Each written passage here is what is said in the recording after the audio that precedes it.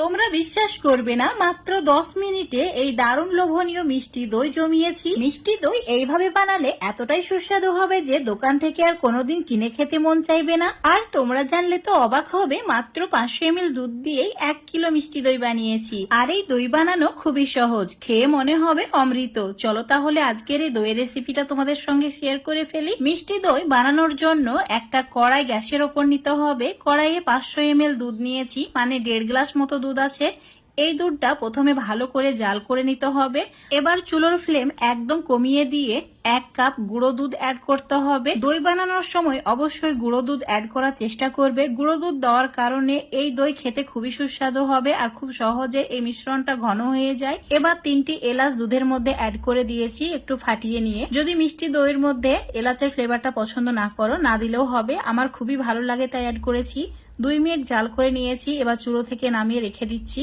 এবারে চুলোর উপর একটা ফ্রাই প্যান নিতে হবে, দিয়ে দিতে হবে 25 গ্রাম চিনি, অল্প 2 চামচ মতো জল অ্যাড করেছি। চুলোর ফ্লেমটা মিডিয়ামে রেখে এইভাবে অনবরত নাড়াচাড়া করতে হবে। কিছুক্ষণের মধ্যে দেখতে পাবে চিনি একদম গলে গিয়েছে আর ঠিক এরকম ফেনা ফেনা হচ্ছে। এবার চুলোর ফ্লেমটা একদম কমিয়ে দিতে হবে। ঠিক যখন এরকম কালার আসবে, ফ্লেমটা একদম অফ করে দিয়ে আবারও এইভাবে নাড়াচাড়া করতে হবে। এবার এই চিনির ক্যারামেলের মধ্যে 1/2 কাপ মতো জল অ্যাড করে দিতে হবে, যাতে চিনির ক্যারামেলটা ভালোভাবে ঠান্ডা হয়ে যায়। ক্যারামেল সম্পূর্ণ ঠান্ডা হয়ে যাওয়ার পরই দুধের মিশ্রণের মধ্যে অ্যাড করতে হবে। তো এখন একটা কাপের মধ্যে ঢেলে রেখে দিচ্ছি। এখন এই দুধের মিশ্রণটা সম্পূর্ণ ঠান্ডা অবস্থায় আছে। দিয়ে দিলাম 25 গ্রাম চিনি আর 25 গ্রাম চিনির যে ক্যারামেল করে রেখেছিলাম সেটা। এই চিনি আর ক্যারামেল খুব ভালো করে প্রথমে মিশিয়ে নিতে হবে।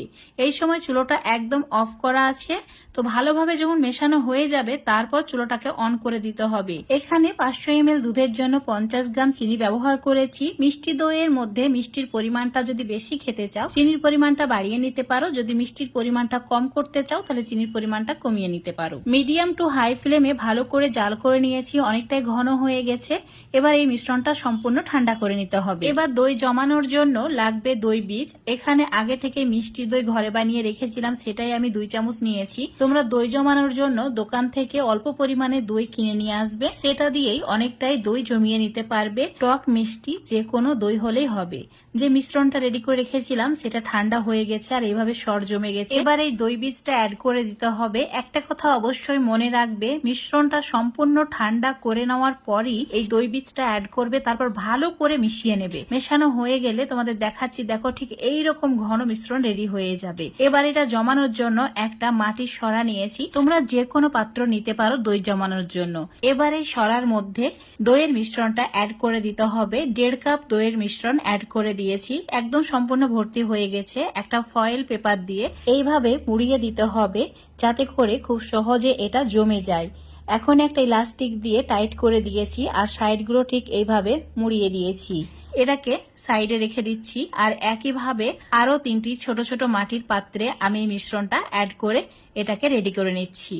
তো ঠিক একইভাবে ফয়েল পেপার দিয়ে মুড়িয়ে নিতে হবে। হাতে সময় কম থাকলে মাত্র 10 মিনিটে এই দইটা এবার রেডি করে নিতে পারবে। চুলোর উপর একটা কড়াই নিয়েছি, 1 গ্লাস জল দিয়ে একটা স্ট্যান্ড রেখে দিয়েছি। তারপর দইয়ের সরাটাকে রেখে দিয়ে ঢাকা দিয়ে দিতে হবে। চুলোর ফ্লেম হাই করে দিয়ে 10 মিনিট কুক করে নিতে হবে। 10 মিনিট হয়ে গেলে চুলো অফ করে দিয়ে সম্পূর্ণ ঠান্ডা করে নিতে হবে। তোমরা চাইলে ফ্রিজে 1 ঘন্টা রেখে দিতেও পারো, এতে দারুণ চিল্ড হয়ে যাবে একদম। তো এখন তোমাদের আমি কিছুক্ষণ পর দেখাচ্ছি। দেখতে পাচ্ছ সম্পূর্ণ ঠান্ডা হয়ে গেছে আর দারুণ ভাবে এটা জমে গেছে। কতটা সুন্দর হয়েছে দইটা, দেখেই লোভ সামলাতে পারবে না, এতটাই সুন্দর হয়েছে। আর এটা খেতে সত্যি বন্ধুরা অসাধারণ ছিল। তো অবশ্যই বাড়িতে একবার হলেও এভাবে মিষ্টি দই বানিয়ে খেয়ে দেখবে। আর একইভাবে যে ছোট ছোট ভাঁড়গুলোর মধ্যে দই বসিয়েছিলাম, তো সেগুলোকে স্টিম করে নিয়েছি, একদম পারফেক্ট হয়েছে। তোমরা যদি স্টিম করতে না চাও, তাহলে কোনো গরম জায়গায় 5-6 ঘন্টা রেখে দেবে, তাহলে খুব ভালোভাবে এটা জমে যাবে। তো দেখতেই পাচ্ছ কতটা লোভনীয় হয়েছে। অবশ্যই বাড়িতে একবার ট্রাই করে দেখবে। আর এতটাই মজার হয়েছে যে মুখে দিলে একদম গলে যায়। বাড়িতে ছোটখাটো অনুষ্ঠান হলে নিজেই যদি এইভাবে মিষ্টি দই বানিয়ে সবাইকে পরিবেশন করো, যে খাবে সেই প্রশংসা করবে। তো আজকের এই মিষ্টি দই রেসিপি যদি তোমাদের ভালো লেগে থাকে, অবশ্যই লাইক, শেয়ার, কমেন্ট করে দেবে। ফেসবুক পেজ থেকে দেখলে পেজটাকে ফলো করে নেবে, ইউটিউব থেকে দেখলে চ্যানেলটাকে সাবস্ক্রাইব করে রাখবে আরো এরকম রেসিপিগুলো পাওয়ার জন্য। তো বন্ধুরা অবশ্যই একবার ট্রাই করে দেখবে।